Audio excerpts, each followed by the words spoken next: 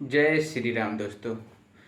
तो आइए दोस्तों, आज मैं फिर एक काफ़ी ब्यूटीफुल और सेंसिटिव टॉपिक पे बात करने वाला हूँ। ठीक है, तो पूरे वीडियो को लास्ट तक देखिएगा, बिल्कुल स्किप करने का कोशिश नहीं कीजिएगा। मैं जो भी वीडियो आप लोगों के सामने लाता हूँ वो सारे वीडियो आपकी जो डीएनए से रिलेटेड जो थॉट निकलते होंगे ना, जो प्रॉब्लम क्रिएट करते हैं, मैं वहाँ तक सोचकर उस तरीके की बातें आपके सामने लाने का कोशिश करता हूँ ताकि आपकी हर तरह की समस्या ख़त्म हो। राइट। देखिए, सबसे बड़ी बात है, जब भी मैं वीडियो बनाता हूँ तो ये बात ज़रूर बोलता हूँ कि आप ध्यान से सुने। Listen please. राइट। देखिए, लिसन, आपने ये जो शब्द है ये अपने घर पे, स्कूल में या फिर बहुत जगह आपने सुना होगा, बड़े लोगों को मुँह से काफ़ी। बेटा ध्यान से सुनिए। ठीक है, ऐसा क्यों बोलते हैं? इसके पीछे का सुनने का गुर रहस्य क्या है, मिस्ट्री क्या है, क्या केमिस्ट्री है इसके पीछे? आप 10 लोग चिल्ला रहे हैं, उस बीच में आप बोलो मैं सुन लूँगा, बट वो सही नहीं है। सुनने के पीछे का राज ये है कि जब आप सच में आप सुनते हो तो चीज़ें आपके अंदर उतर आती हैं। ठीक है, जब चीज़ें उतर जाएगी, सुनने से चीज़ें उतर जाती है। ठीक है, जब आप सुनेंगे मतलब आप समझेंगे। और आप कब समझेंगे कि आप चीज़ों को समझ चुके हैं? जब वो खुद ब खुद आपके अंदर बैठ जाएगा। और जब भी आपको सुनने की हैबिट होती है और समझने की, तो फिर याद करने का फंडा ही नहीं होना चाहिए और होगा भी नहीं। लेकिन जब आप सुनते नहीं हो ठीक से और ना ही समझते हो, फिर आप तीसरे फंडे पे आते हो, याद करने के, रट्टा मारने के लिए। ठीक है, तो सुनना बहुत ज़रूरी है।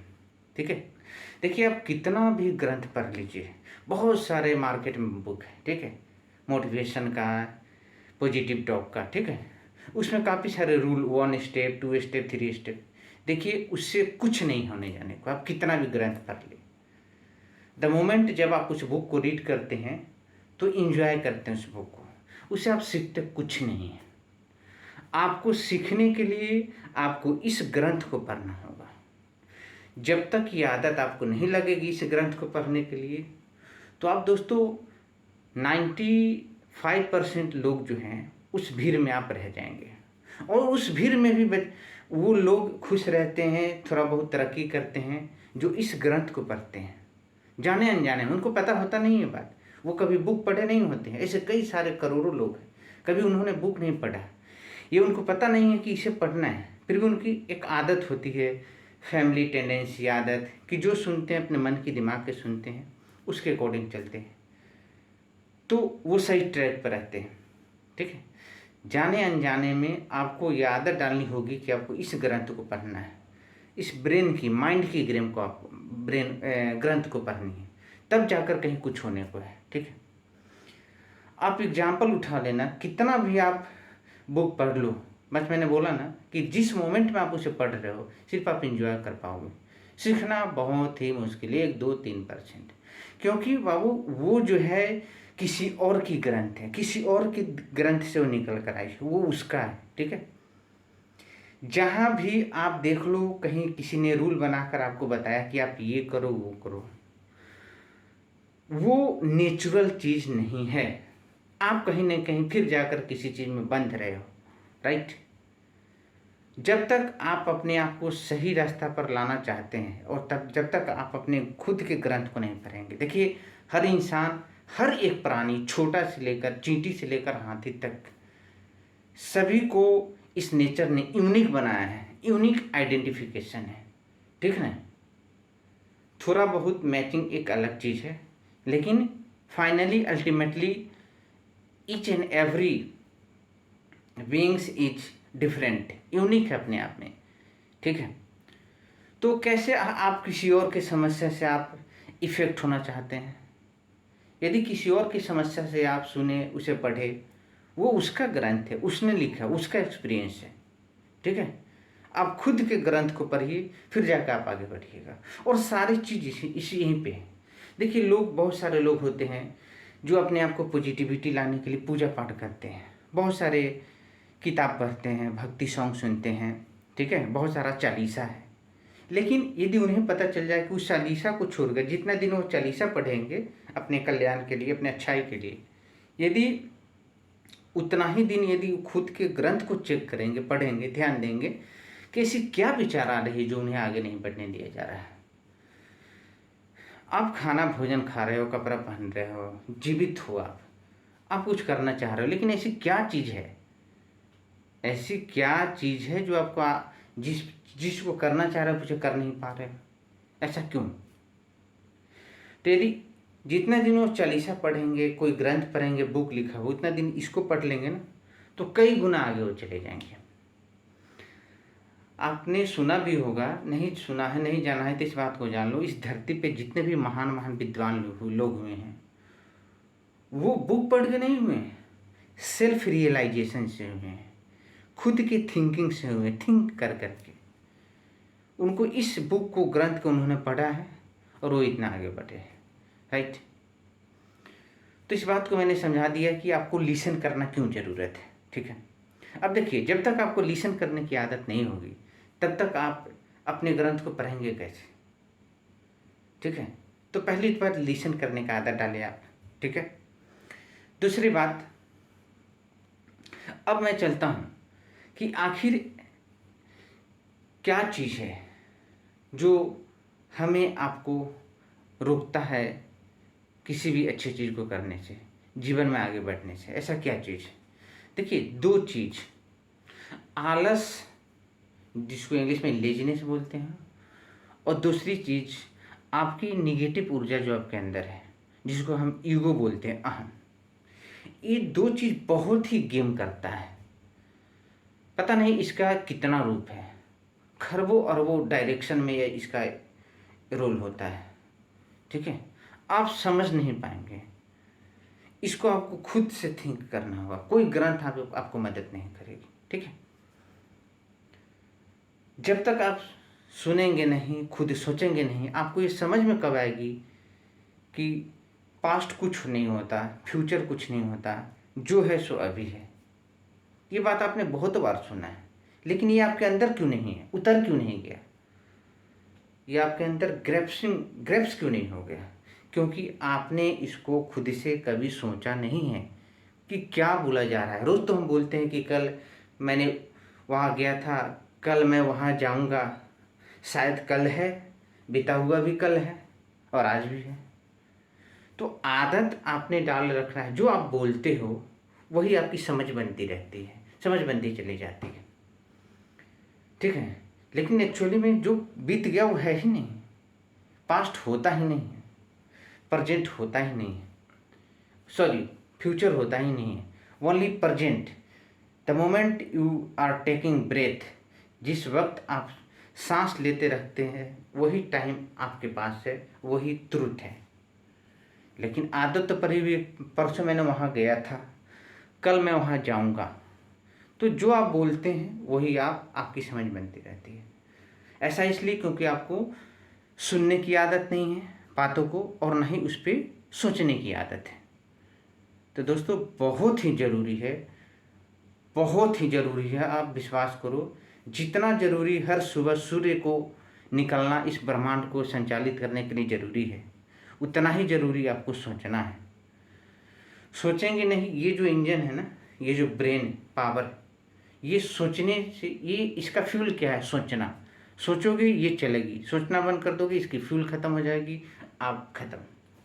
राइट। तो आपने बहुत बार सुना है, अहम इंसान को आगे नहीं बढ़ने देता है, लेजनेस आगे नहीं बढ़ने देता। क्यों? आप क्यों सोचते, क्यों? आपने कभी सोचा है? नहीं सोचो हो, क्योंकि आपको आदत पड़ी हुई है खुद को नहीं देखना, बस दुनिया को देखते हो। आउटसाइड वर्ल्ड जितना आप देख लो यार, जो इनपुट आप डालोगे ना मशीन के अंदर, वही बाहर आउटपुट वो देता है। आप आउटपुट पर ध्यान देते हो, इनपुट पर कुछ ध्यान नहीं देते हो आप। जब तक आप इनपुट पर ध्यान नहीं देंगे तब तक आगे बढ़ना, या आप छोटे जगह जाना हो, छोटा कुछ करना हो या बड़ा कुछ करना हो, कुछ नहीं होने जाने को है। आप पूरे ज़िंदगी भर परेशान रहेंगे, होल लाइफ। ठीक है। देखिए, ये लाइफ, ज़िंदगी कर्म है, वो तो करना ही है, आपको करते रहना है।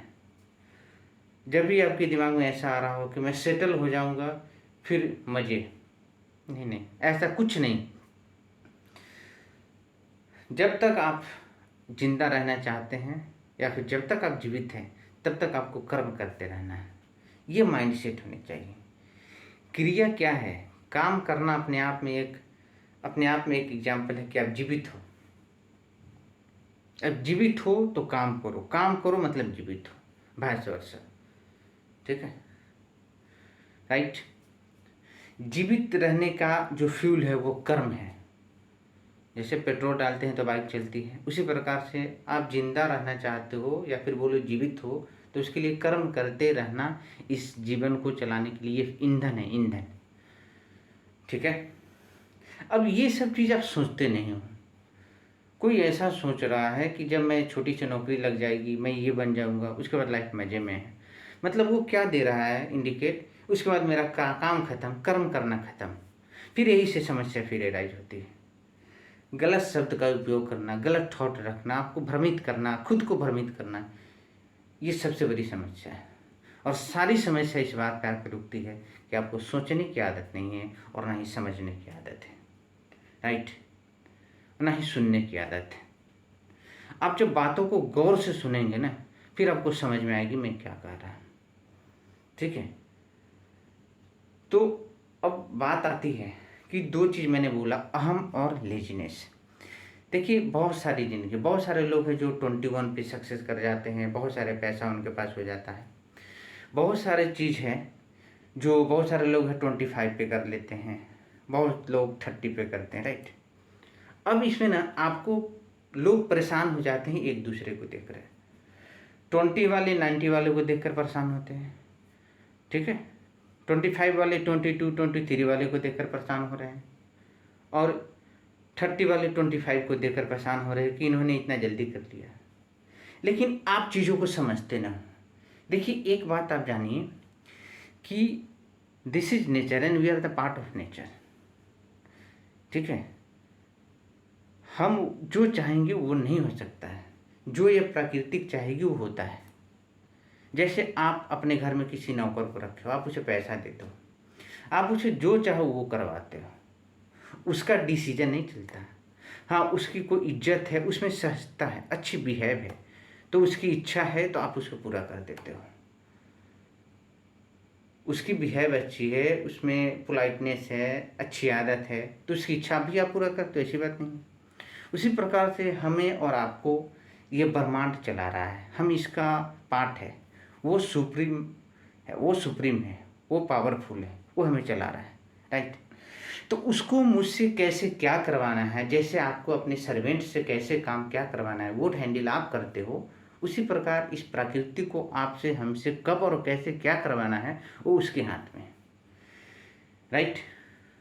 इस चीज़ को आप समझिए। आप खुद को खुद समझ लेना कि मैं कुछ करता हूँ, यही सबसे बड़ी गलत फहमी होती है। यही चीज़ आपको प्रॉब्लम क्रिएट करती है। यदि आप ये बात समझ जाए कि आप इस प्रकृति के अधीन हैं, अंडर कंट्रोल है, ठीक है, इसका मतलब ये नहीं कि आपकी इच्छाएं पूरा नहीं करेगी, आपकी सारी इच्छाएं पूरा करेगी, लेकिन पहले समझनी होगी चीज़ें की। उस सर्वेंट को जैसे समझना होगा कि मेरे मालिक मेरी सारी इच्छा पूरा करेंगे, लेकिन इससे पहले मुझे उसे ये समझना होगा कि फिर भी वो उसके अधीन में है, चलना होगा उस रूल रेगुलेशन से, फिर वो सारी चीज़ उसको पूरा करेंगे। ठीक है। उसी प्रकार हम और आप इस ब्रह्मांड के इस नेचर का जो है अंडर कंट्रोल है, वो सुप्रीम है, उसने ही बनाया है हमको आपको। भाई इसमें क्या बुराई है? इस चीज़ को समर्पित कर देना, समर्पण कर देना कि यस यू आर ग्रेट, इसमें कोई बुराई नहीं है। इससे आप अपना गेट खोल लोगे जीवन में आगे बढ़ने से। सारी चीज़ उसके पास है, आपको सिर्फ समर्पण करना है। तो इस गुर रहस्य को समझिए कि जो कभी कोई 21 पर सक्सेस पा रहे हैं, उनके साथ बहुत सारा पैसा है, लग्जरियस लाइफ है, कोई 25 पे, कोई 30 पे। देखिए जिसके लाइफ में जितना उथल पुथल है, प्रकृति उससे उतना ही विशाल काम करवाती है। वो तैयार करेगी ना आपको जिस भी काम के लिए आपने सोचा है। अब जैसे मान लो आपके नौकर आपसे बोले कि उसे 10,000 का सूट पहनना है किसी शादी में जाने के लिए, और आप देने के लिए रेडी हो, तो आप एटलीस्ट इतना चाहोगे ना कि अच्छे से स्नान वगैरह करके आए, चिकना बन कर आए, फिर वो ड्रेस उसके ऊपर में दूँ। ठीक उसी प्रकार से तो जिसे आप 10,000 जिसे आप 500 कर दिए हो, आप उससे इतना एक्सपेक्टेशन करोगे नहीं करोगे आप। ठीक है, उसे आप 500 का दोगे, जय श्री राम, बात खत्म। जिसे आप 10,000 का दे रहे हो उसे कुछ आप अपना समझाओगे कि भाई अच्छे से स्नान करके आना, फिर ये कपड़ा तुम पहनना, फिर तुम चलना, तो उसे ज़्यादा परेशानी होगी। लेकिन आपने दिया तो उस लाइफ भी। तो जब भी आपके लाइफ में टर्बुलेंट आता है स्टेट, जितना आपको बड़ा बनना है ना, उतना आपको नीचे आना होता है। ये प्रक्रिया क्यों होती है? उस युग आपको बनाती है। ठीक है, आपको उस लायक बनना है कि वो चीज़ आपके अंदर है। आप बड़े बड़े ख्वाब रखते हो, जो भी आप सोचते हो वो एनर्जी के रूप में आप वाइब्रेशन आप इस ब्रह्मांड में छोड़ रहे हो। आप भूल जाते हैं, आपको पता नहीं रहता है, लेकिन वो नहीं भूलता। आप अपने आलस और अहम के कारण कभी कभी हार कर आप कुछ नहीं करना चाहते हैं, राइट? कुछ नहीं करना चाहते हैं आप, लेकिन उसे पता है जितना बड़े आप सोच कर रखते हो उतना बड़ा बनाने के लिए आपको उस योग बनाता है, आपको वो कैपेसिटी आपके अंदर लाती है।